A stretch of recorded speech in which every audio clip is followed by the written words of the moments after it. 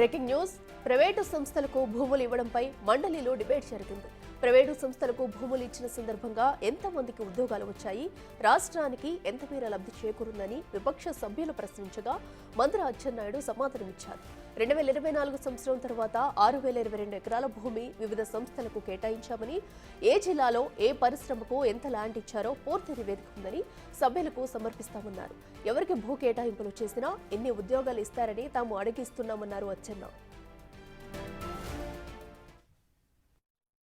అనుబంధం 1లో 2024 తర్వాత 6,22,000 ఎకరాలు భూమి వివిధ సంస్థలకు కేటాయించారు. 6 లక్షలు. నియామకాలు అనుబంధం 3లో ఉంది. 6,000 సారీ 6,022 ఎకరాలు కేటాయించారు అధ్యక్ష. ఆ పక్కన ఇంకో పేజీలో ఏ జిల్లాలో అనుబంధం 3, అనుబంధం 4, అనుబంధం 3లో 15,941 ఉద్యోగాలు ఇచ్చినట్టుగా ఏ జిల్లాలో ఏ ప్రాజెక్టులు ఇచ్చారని చెప్పారు. అనుబంధం 4లో కూడా ఇలాగ అన్ని ఇచ్చారు. మీరు ఫస్ట్ పేజీ చదువుతున్నారు.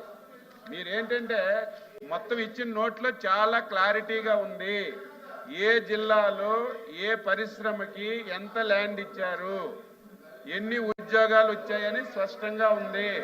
అడిషనల్ ఇన్ఫర్మేషన్ ఇచ్చారు. మీరు అడిగిన అధ్యక్ష, మీ ద్వారా సభ్యులకి, ఈ రాష్ట్ర ప్రజలకి, ఈ ప్రభుత్వానికి ఎవరికి భూమి ఇచ్చినా సరే ప్రథమ ప్రాధాన్యత ఉద్యోగాలు.